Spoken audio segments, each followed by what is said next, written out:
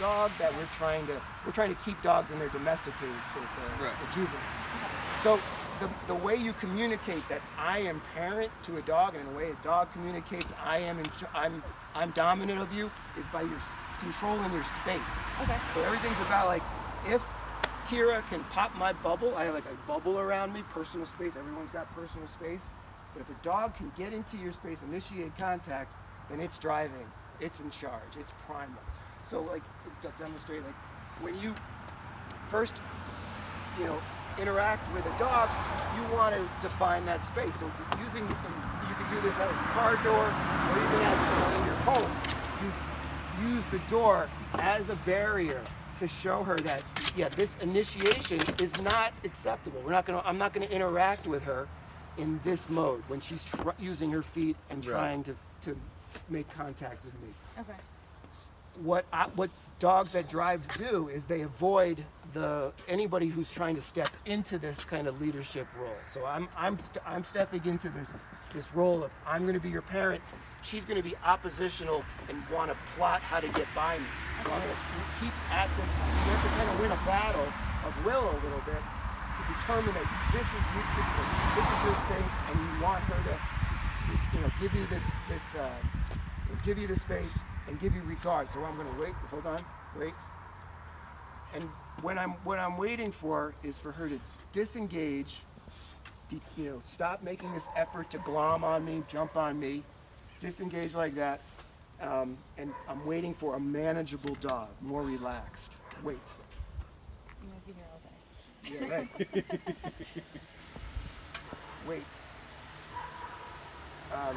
Hold on. So and voice is really important. So the voice you use, you should talk to your dog like it understands everything you're saying, and use a tone that is conversational, like the kind of tone I'm using. I'm talking and trying to communicate a message. Stay with that attitude, because it communicates to the dog a seriousness. Like that. It understands your real voice, your serious voice. So continue to to maintain this kind of, I'm the teacher, that's the student. Knock the lid off your coffee. She's gonna be real crazy. Head up. Drink Wait. that coffee. Slow. Wait for me. Wait. So and with dog, like the struggle is, if the dog sees you as in charge of you as parent, it'll lick your face. So she's licking your face, right? Yep. Mm-hmm.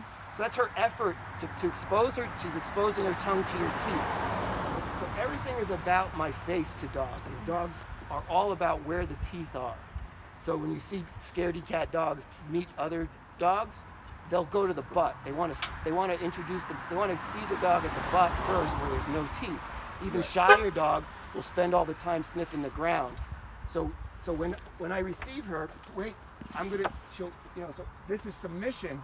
And when I get instead of goo goo gaga, like, oh, sweetie pie, stay parent, stay teacher, and receive submission. It's not kissing. We call it kissing. Wait, slow. So it's her natural effort to find parent. Slow.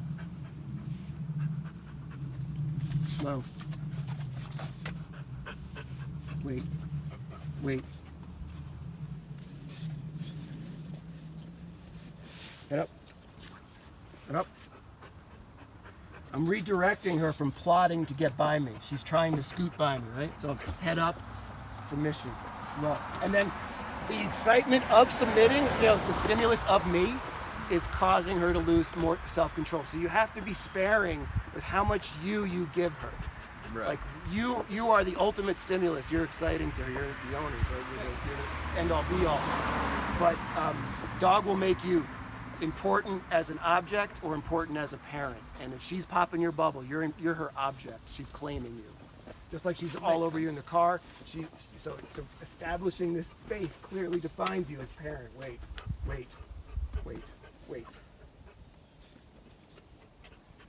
And what happened? The reward. People always ask me, "What's the reward? Where's the treat? Where's the praise?" And I don't use the treat or praise.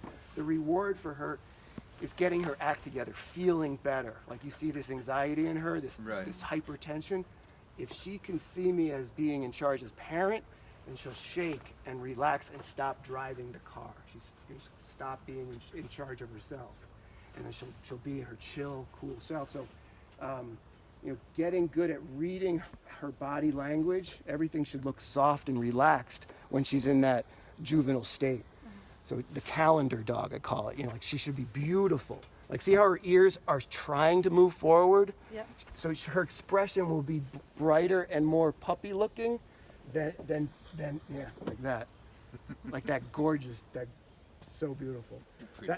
That all comes from someone driving her, someone being in charge of her, and yawning out tension. So you'll see yawning, shaking, and just appearing really beautiful. So I call it either your dog is soft, like bushy, or tight, like I'm driving. Right. So. Yeah. Come here, Kira. Giving up steering wheel, like giving up the drive. She's not driving. So what I do here, I double hitched her.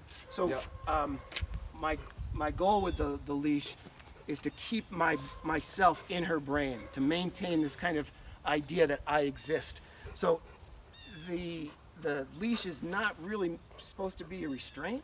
It's to talk with. It's to remind her I exist. So you can see oppositional. She's not really seeing me. So there. So what I'm going for is like getting noticed. The more I get noticed by her, hey, do I exist? Submission, I exist. I have a better shot at driving her, at moving first and her following me. Beautiful thing. We also have, we have an invisible fence, and there's a lot of It's tension one of the with radius invisible ones. fence. Okay, yeah. Just the tower. Yeah. How's she doing with that? She's great because she can just Stays in the run yard. like crazy. She Is she barking at the perimeter? Yes. Okay, so she's. But when people pass, she Yeah. barks. She sits there all day and she barks at anyone that passes, or Yeah, we want to stop that. yeah. Right. That's her expressing her ownership of the stimulus around her. Those rah, rah, rah, you're mine, you're mine, you're mine, and it's actually overexcitement. Push, and the sound is a shield. It's actually pushing the thing away that she's super stimulated by. Even though it's like it's social and she's being enthusiastic, the barking, you hear the barking, those are the more anxious dogs, the ones that bark. They're using they're overwhelmed by whatever's going on, and they're just pushing that thing away with their sounds, with their voice, with their bark. So the solution for her there is like you being out there with her with a long tether, like 50 feet of rope. Right. So she's zipping around, she sees something, woohoo, tap tap, hey, that's mine. That's my guy. All right. Getting appearing back in her brain. So she's over here looking at this car. That's mine.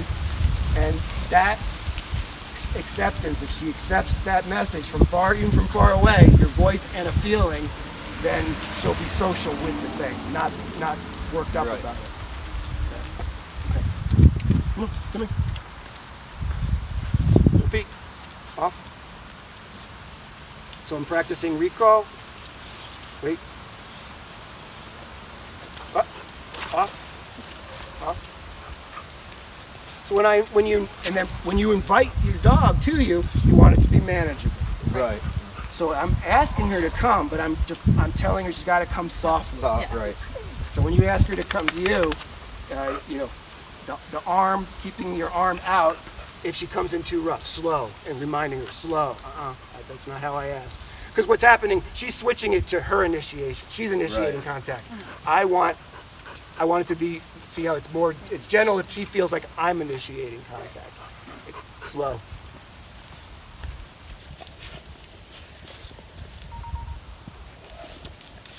So.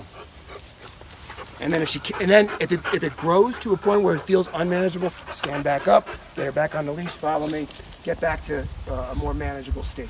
And then you can try again. Come up to me. All right, let's go see some dogs. Boy.